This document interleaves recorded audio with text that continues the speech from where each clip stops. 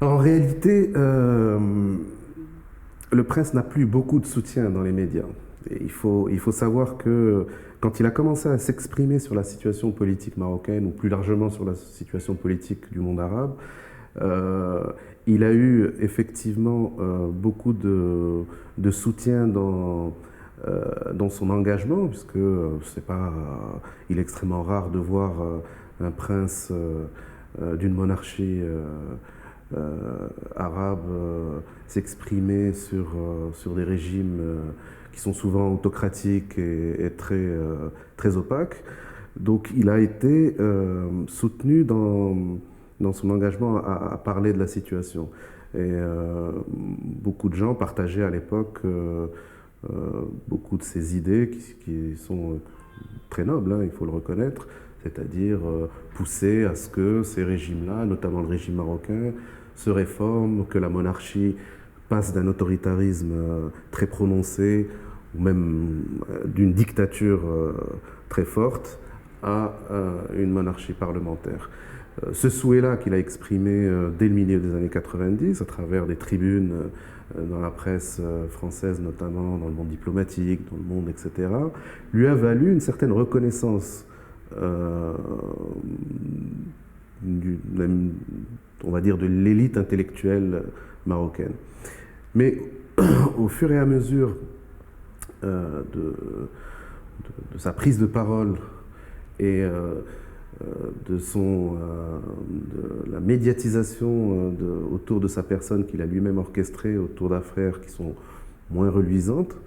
les gens ont compris qu'il avait un projet personnel. Et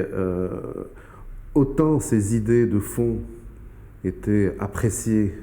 par les contestataires du régime, par les progressistes, par les réformateurs, autant son implication dans des histoires scabreuses,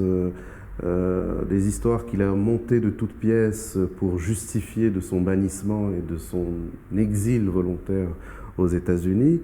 ont fait que cette image de prince attachant,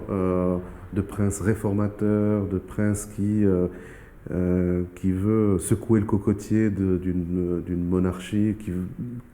d'un prince qui veut dépoussiérer en fait le sérail, on est passé à l'image d'un prince revanchard, d'un prince compétiteur, d'un prince qui se positionne comme étant une alternative subliminale à un défaut du roi légitime. Et d'ailleurs, il l'a même exprimé quand il a contesté le système de primogéniture au Maroc en disant que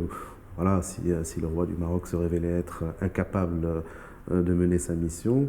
il faudrait, à son sens, instituer une sorte de conseil de famille un peu à la saoudienne où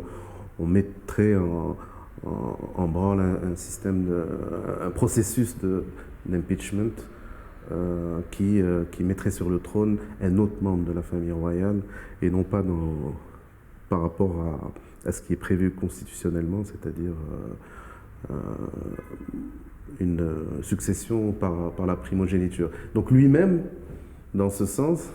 il se positionnait comme étant une alternative. Et donc utiliser un peu un discours intellectuel en faveur de la réforme de régime comme le régime marocain, finalement, on a compris au fil des ans qu'il servait plutôt une ambition que moi je présente comme étant une ambition démesurée, non pas parce qu'il ne faut pas avoir d'ambition en tant que prince, mais cette ambition démesurée, elle était en fait programmée depuis toujours pour qu'il mette à mal en fait le pouvoir de son cousin.